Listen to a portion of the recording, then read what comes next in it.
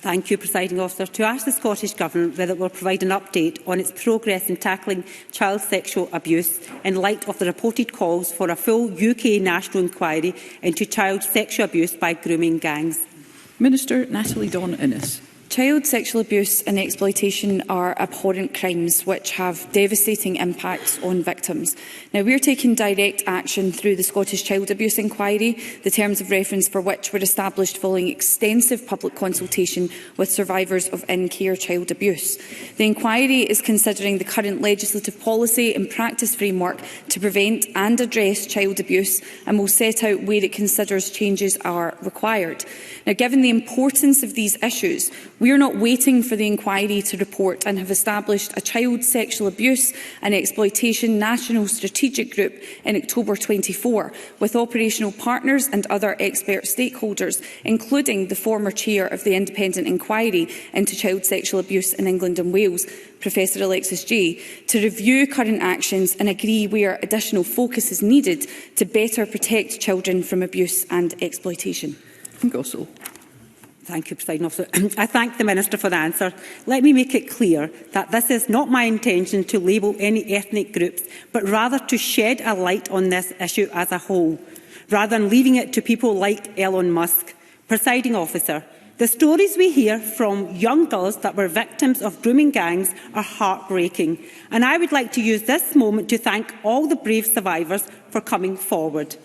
In 2020, in the Barnardos, Scotland, and the Scottish Children's Reporter Administration launched the first national study of child sexual exploitation in Scotland.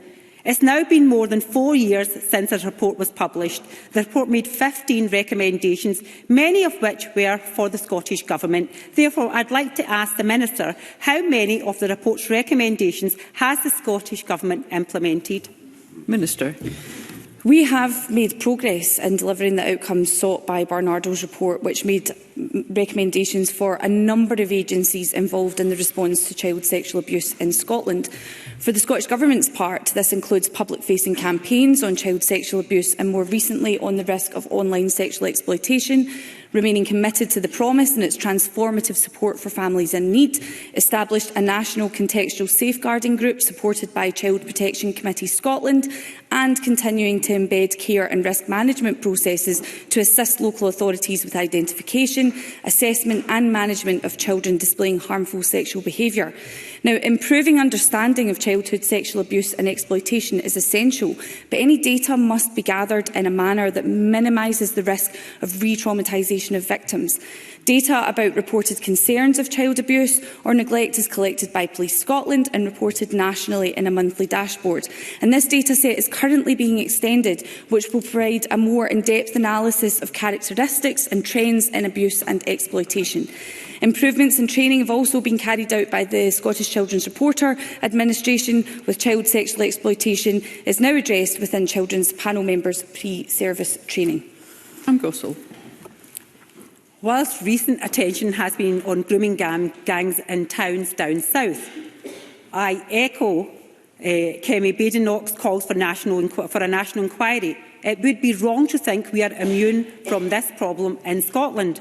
Major police investigations, Operation Dash and Operation Cotswold, have uncovered grooming gangs operating right here in Scotland.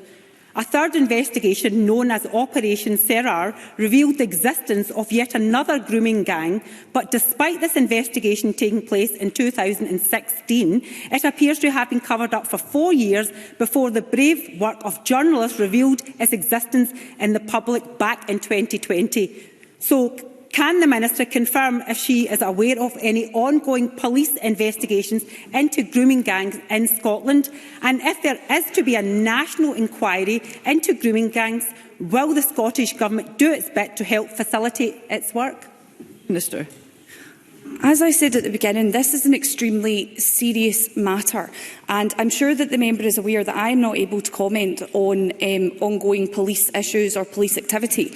Now, as I've already stated, the Scottish Child Abuse Inquiry is ongoing, and its terms of reference were established following extensive public consultation with survivors of in-care child abuse. The terms of reference task the inquiry with investigating the nature and the extent of the abuse of children in care in Scotland, and include tasking the inquiry with identifying any systemic failures that allowed that abuse to happen. Again, I am very clear that this inquiry is independent, and it is the responsibility of its chair, Lady Smith, to decide on exactly what is examined by the inquiry to fulfil its full terms of reference. Now, the Scottish Government will carefully consider any recommendations made by the inquiry to improve the protection of children in Scotland.